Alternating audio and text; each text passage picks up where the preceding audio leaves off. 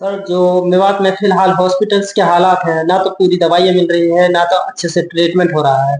तो हम उन समस्याओं को कैसे सुलझा सकते हैं? तो सबसे पहले आपने बूचड़खानों की आवाज़ उठाई थी, तो सर वो कुछ दिनों तक चलकर अब वो आवाज़ दब सी चुकी है। तो क्या बूचड़खानों की आवाज़ यहीं दब जाएगी? सर, जो मेवात के हालात हैं नशे को लेकर, मेवात के युवा तरह-तरह के नशा कर रहे हैं, तो हम उस नशे को कैसे कंट्रोल कर सकते हैं? लोगों की दिक्कतें, समस्याएं हैं, ईमानदारी से काम नहीं करते नेता। आप तो पहले से ही काफ़ी अच्छे घर से हैं, तो आपको पॉलिटिक्स में आने की क्या वजह रही है?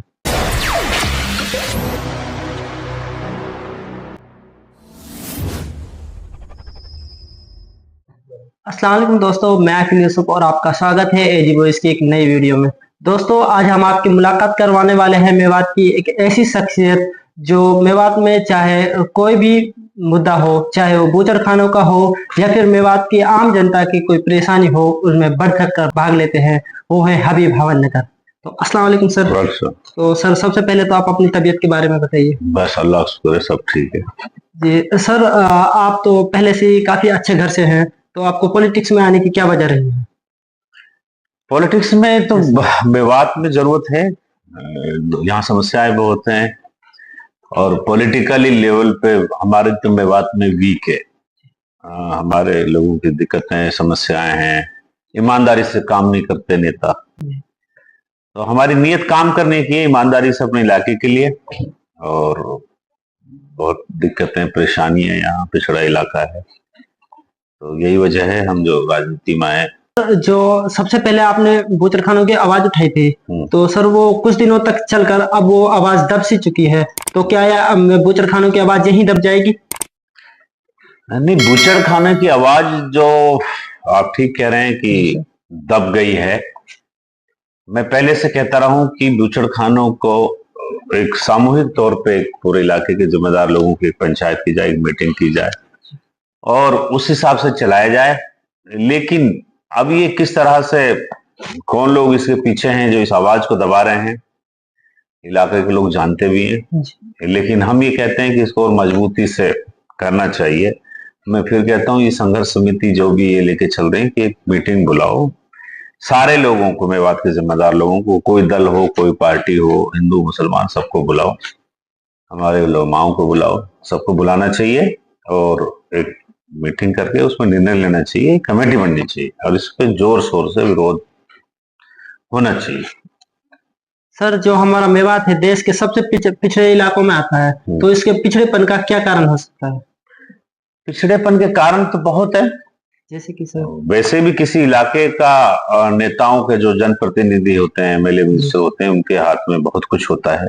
इलाके की आवाज उठाना, इलाके के लिए डेवलपमेंट की बात करना, लड़ाइयां लड़ते हैं। बाकी हम हरियाणा के दूसरे तीसरे हिस्से में देखते हैं कि वहां के लीडर जो है अपने इलाके की आवाज उठाते हैं। आज हमारे ही बराबर अहीर वाले, उसको देख लो, वो कहाँ है और हम कहाँ हैं। आजाद 1 नवंबर 1966 को तो हरियाणा बना था सारा ये। आज वो इलाका कहाँ है, हमारा इलाका कहाँ है। तो हमारे इसमें नेताओं की भी कमी है और गवर्नमेंटों की कमी है। सर, जो बीते अगस्त को नूह में पंचायत हुई थी, बीते 1 अगस्त को, और उसी के बाद 11 अगस्त को फिरोजपुर झिरका में पंचायत हुई थी। तो अब आने वाले कुछ दिनों में टपकन में भी पंचायत है। तो सर, क्या हम आगे कब तक ऐसी पंचायतें करते रहेंगे और उन पंचायतों का क्या परिणाम रहा है? देखिए, सामूहिक तौर पे सब एक लेके चले, एकजुट होके चले मेवात के लोग, और जब जनहित के लोग, जब है जनता, जब खड़ी होती है तो सारे मुद्दे हल हो जाते हैं। सरकार भी हो चाहे प्राइवेट कंपनीज हो, जनता के सामने तो सबको झुकना ही पड़ता है।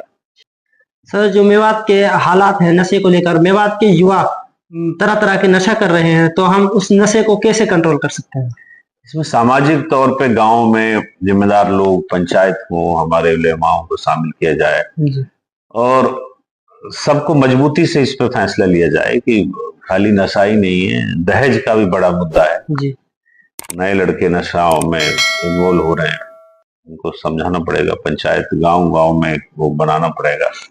अपने इलाके की चिंता अपने इलाके के लोगों को ही करनी पड़ेगी, बाहर से तो कोई आएगा नहीं। मेवात में हॉस्पिटलों का बुरा हाल है, पब्लिक हेल्थ डिपार्टमेंट का बुरा हाल है, बिजली वालों का बुरा हाल है। ये तो लोगों को इसमें थोड़ा सा देखना पड़ेगा। काम तो सरकार का है ही, सरकार को इस पे देखना चाहिए, चेक करना चाहिए कि जो ये मेवात में इतनी समस्याएं हो रही हैं, सरकार की भी लापरवाही है।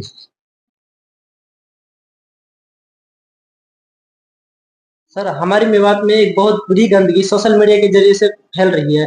जो हमारे मेवात के नौजवान हैं वह आपस में ही गाली गलौज करते हैं और तरह तरह की गंदगी। तो सर हम इस सोशल मीडिया पर पनप रही गंदगी को कैसे कंट्रोल कर सकते हैं? तो मेरी तो हमारे मेवात के नौजवानों से गुजारिश है कि जो सोशल मीडिया है इसे अच्छे के लिए इस्तेमाल करो।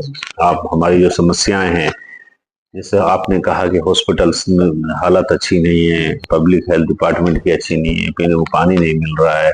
पीछे में नगीना गांव में अभी परसों एक लोग विरोध प्रदर्शन गए, मैं भी गया था, और वहां लापरवाही डिपार्टमेंट की।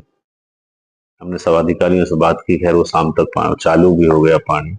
तो ये दिक्कतें हैं हर जगह।